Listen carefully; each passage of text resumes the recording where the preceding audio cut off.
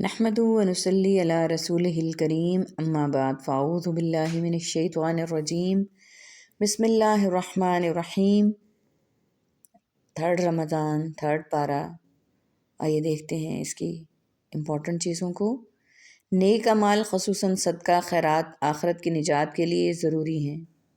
اعمال میں صدقہ خیرات کو اپنی نجات کے لیے وسیلہ بنا لیں۔ صدقہ انسان کو جہنم سے بچانے کا ذریعہ ہے۔ اللہم اجرنا من النار، جو آگ سے بچا لیا گیا اور جنت میں داخل کر دیا گیا، اصل میں وہ کامیاب ہے۔ سب سے عظیم آیت آیت الکرسی ہے۔ جو ہر فرض نماز کے بعد آیت الکرسی پڑھے، اسے موت کے علاوہ کوئی چیز جنت میں جانے سے نہیں روک سکتی۔ اس ایک آیت میں توحید کے 12 دلائل ہیں۔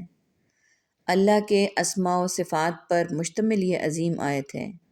اس میں اللہ کے 5 نام ہیں۔ کون کون سے ہیں؟ آئیے شیئر کرتے ہیں۔ اللہ، الحی، القیوم، العلی، العظیم۔ رب تعالیٰ کی 20 سے زیادہ صفات ہیں۔ ابن تیمیہ کہتے ہیں قرآن کریم میں کوئی ایک آیت بھی ایسی نہیں جو ان معنی اور صفات پر مشتمل ہو جس قدر ان پر یہ آیت الکرسی مشتمل ہے۔ یہ عظیم آیت 10 مستقل جملوں پر مشتمل ہے، یعنی ایک آیت کے اندر 10 باتیں الگ الگ طور پر کہی گئی ہیں۔ دن کے علاوہ رات کو سوتے ہوئے بھی اس آیت کو پڑھنا چاہیے۔ اس کو یاد کر لیں اور یاد کروائیں۔ اللہ ولی ہے یعنی دوست اور مددگار، جو اپنے دوستوں کی مدد کرتا ہے۔ کیسی مدد؟ ان کو اندھیروں سے نکال کر روشنی کی طرف لے آتا ہے۔ اب یہ دیکھنا ہے اندھیرے 3 طرح کے ہیں۔ نمبر 1، جہالت کا اندھیرا۔ جیسے نابینا انسان پریشان ہوتا ہے کہ کہاں جائے، کہیں جا نہیں سکتا، راستہ نہیں ملتا۔ جاہل انسان کو بھی نیکی کے کاموں کا پتہ نہیں چلتا۔ نمبر 2، کفر کا اندھیرا۔ اس کے مقابلے میں ایمان کی روشنی ہے۔ جب انسان ایمان لے آتا ہے، اس کا دل اور چہرہ روشن ہو جاتا ہے۔ نمبر 3، نافرمانیاں۔ نافرمانیوں کے اندھیرے، گناہ کے اندھیرے۔ جتنی بڑی نافرمانی اتنا بڑا اندھیرا، اور جتنی چھوٹی نافرمانی اتنا چھوٹا اندھیرا۔ ان 3 اندھیروں کے مقابلے میں 3 نور ہیں۔ نمبر 1، جہالت کے مقابلے میں علم کا نور، کفر کے مقابلے میں ایمان کا نور، نافرمانیوں کے مقابلے میں فرمانبرداری کا نور۔ قرآن سے ایمان بھی ملتا ہے، علم بھی ملتا ہے، قرآن سے عمل کی طاقت بھی ملتی ہے۔ لہٰذا جو شخص یہ چاہتا ہے کہ اللہ اسے اندھیروں سے نکال کر اور روشنی عطا کرے، اسے چاہیے کہ وہ قرآن سے مضبوط تعلق قائم کرے۔ تلاوت قرآن کو اپنے لیے ضروری سمجھو۔ تلاوت کا مطلب صرف عربی پڑھ لینا نہیں ہے، کیونکہ یہ تمہارے لیے زمین پر نور کا سبب ہوگا اور آسمان میں تمہارے لیے ذخیرہ ہوگا۔ مفہوم؟ یعنی تمہاری نیکیاں بڑھ جائیں گی، نیکیوں کا ذخیرہ۔ اللہ کے راستے میں جب خرچ کرتے ہیں اپنے پر یا دوسروں پر، تو یہ اللہ کے نزدیک نہایت پسندیدہ ہے اور اس کا اجر 700 گنا لکھا جاتا ہے۔ جیسی چیز خرچ کرتے ہیں ویسی قیامت کے دن 700 ہو کر ملے گی۔ ہر نیکی کا اجر 10 گنا ہوتا ہے، لیکن دین کے راستے میں خرچ کرنے کا اجر 10 سے 700 گنا تک ہے۔ خرچ اللہ کی رضا کے لیے کیا جائے اور کسی کو دے کر بھی احسان نہ جتایا جائے۔ بندوں سے ذکر بھی نہیں کرنا، نہ ریٹرن بندوں سے لینا ہے، ریٹرن اللہ ہی دے گا۔ فی سبیل اللہ اپنا وقت دیں یا مال لگائیں یا صلاحیتیں لگائیں، یہ سارے کا سارا اللہ کی رضا کے لیے کریں۔ کسی پر احسان اس لیے نہ کریں کہ اس سے زیادہ حاصل کر سکیں۔ کشادہ چہرے سے ملنا صدقہ ہے، بھلی بات کہنا صدقہ ہے۔ جسے آخرت میں بدلہ ملنے کا یقین ہو، اسے دکھاوے کا شوق نہیں رہتا۔ نیت اگر درست نہیں تو بڑے سے بڑا مال کا ڈھیر بھی خرچ کر دیں تو فائدہ کچھ نہیں۔ اللہ تعالیٰ خالص عمل ہی قبول کرتا ہے۔ حضرت عائشہ رضی اللہ تعالیٰ عنہا کسی کو جب بھی کوئی چیز دیتی تو خوشبو لگا کر دیتی تھیں۔ قرض چکانے کی مدت تک قرض دینے والے کو قرض کے برابر صدقے کا ثواب ملے گا۔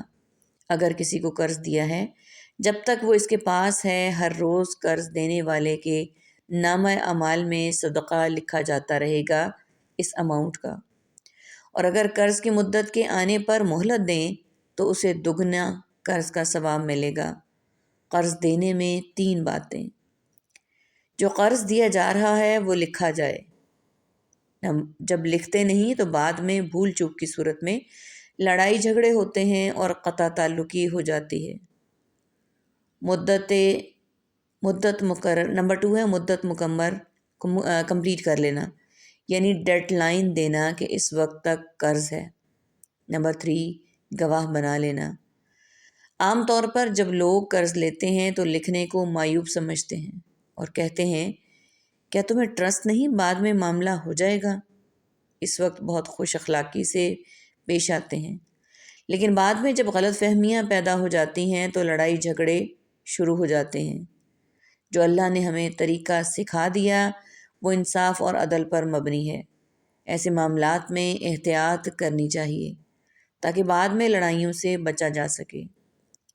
سورہ بقرہ کی آخری 2 آیات آپ صلی اللہ علیہ وآلہ وسلم کو معراج کے موقع پر سدرۃ المنتہا کے پاس عطا کی گئی تھیں۔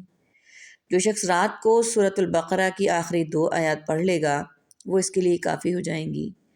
یہ عرش کے خاص خزانے سے نبی صلی اللہ علیہ وآلہ وسلم کو عطا کی گئیں۔ قرآن کو سیکھو کیونکہ یہ قیامت کے دن اپنے پڑھنے والوں کی سفارش کرے گا۔ مفہوم: الحی القیوم، جب ان ناموں کے ساتھ دعا کی جائے تو قبول ہوتی ہے۔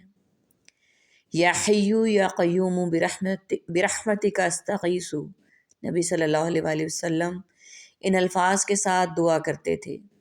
کسی کی صورت کا مذاق نہ اڑائیں، نہ تبصرہ کریں، کیونکہ یہ اللہ نے بنائی ہے۔